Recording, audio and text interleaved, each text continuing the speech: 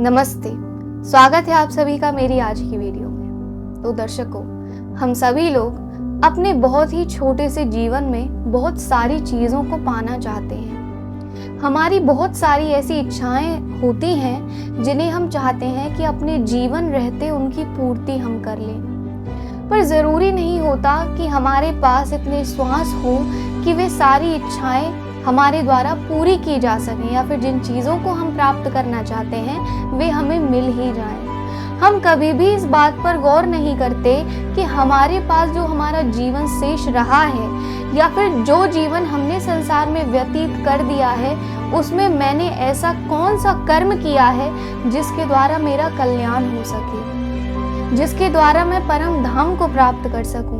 यदि समय मिले तो कभी एकांत में बैठकर यह बात जरूर सोचिएगा कि मैंने अपने पूरे जीवन में चुनिंदा ऐसे कितने पल हैं जो परमात्मा के सुमिरन में बिताए हैं, दया, धर्म या दान के किसी कार्य में बिताए हैं। जब आप गौर से देखेंगे तो आप पाएंगे कि हमारे सबसे छोटे जीवन में से भी जो बहुत बिल्कुल छोटे कण मात्र जो पल होते हैं, उन्हें ही हम केवल और केवल इन कार्यों में व्यतीत करते हैं। बाकी सारा जीवन कहाँ चला गया आप याद भी नहीं कर पाएंगे। आप यदि आज बैठकर यह सोचें कि कल मैंने सुबह से लेकर शाम तक क्या क्या किया था, तो 10-12 चीजें तो फिर भी आपसे ऐसी रह जाएंगी जो आप भूल जाएंगे कि मैंने किया क्या था।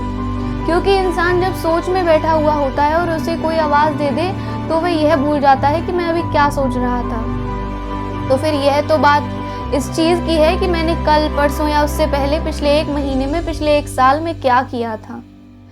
तो हम सभी के लिए ज़रूरी होता है कि हम अपने जीवन के कुछ ऐसे पल इकट्ठे करें जिन्हें हम कभी एकांत में बैठकर सोचें तो हमें पछतावा ना हो, हमें बहुत खुशी हो कि देखो मैंने अपना बहुत स्वर्णिम समय परमात्मा के भजन में लगाया, दया, दान, धर्म के कार्य किए, दूसरों को जिन कार्यों से खुशी मिलती है और जिसको मेरी आत्मा से जिन कार्यों को आनंद मिलता है वो मैंने कार्य किए।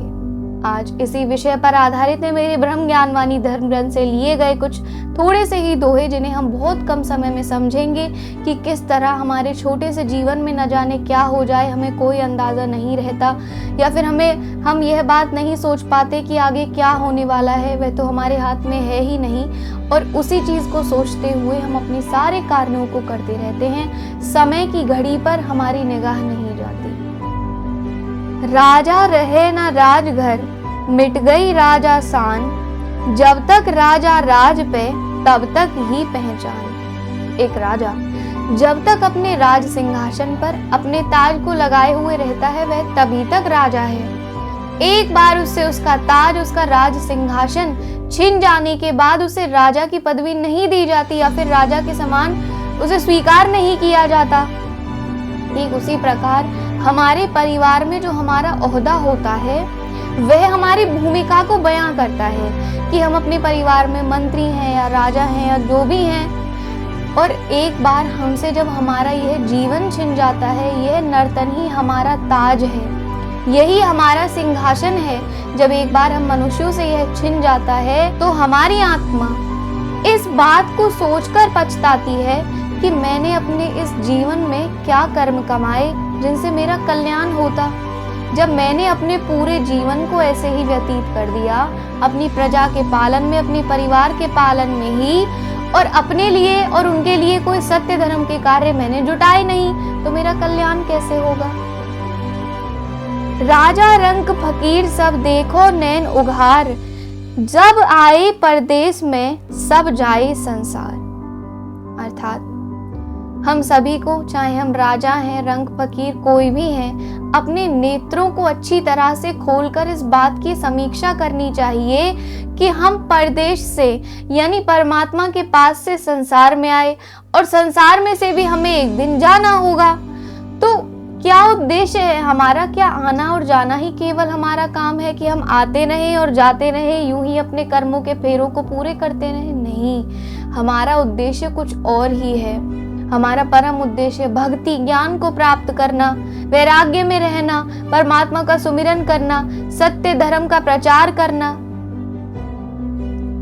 समय घड़ी देखी नहीं, ना निगाह घड़ी तक जाए, पीछे मुड़ के देख ले काल समय को आए। कभी भी हम समय की घड़ी को नहीं देखते कि कैसे पल पल में अपने एक एक श्वास को संसार पर पूरा कर रहा हूँ। न जाने कब एक अलार्म बजे और मुझे संसार को विदा कहना पड़े कि भाई अब मेरा जो भी राज है तुम्हारा हुआ और मैं यहाँ से चलता हूँ। कम से कम हम उस स्थिति तक, उस बिंदु तक तो अपने आप को ले जाएं कि जब हम अपने परिवार से कह सकें कि ठीक है, अब मैं पूरी तरह संतुष्ट होकर अपने इस प्रजा को तुम्हारे हाथों में, तुम्हारे हवाले सौंप कर जा रहा हूँ। हालांकि उसे हमें परमात्मा के हाथ में सौंपना चाहिए कि प्रभु आपकी इस बगिया को मैंने माध्यम समझकर अभी तक सींचा है, अब यह बगिया आपकी और आपको ही समर्पित। पर उस स्थिति तक पहुंचने के लिए हमें परमात्मा का सुमिरन करना होता है, सत्य धर्म के कार्यों में लगे हुए रहना होता है। तो चलिए, अब तो आप समझ ही चुके होंगे कि कैसे हम अपने छोटे से जीवन को अपनी छोटी सी प्रजा के पालन में निकाल देते हैं और परमात्मा को हम समझ ही नहीं पाते। कम से कम हमारे पास आनंद के कुछ तो ऐसे पल हों कि जब हम एकांत में बैठे तो उन्हें याद कर कर हर्षित हों कि देखो मैंने परमात्मा का सुमिरन वहाँ किया, मैंने यह दान किया, धर्म के कार्य किए। तो अपने जीवन में थोड़े से तो ऐसे पल जरूर रखें कि जिनमें आप अच्छे तरीके से अपने आप को समझ पाएं, परमात्मा के कार्यों में लगे हुए। आज के लिए बस इतना ही। मुलाकात होगी आपसे एक नई वीडियो में एक नए विषय के साथ। नमस्कार।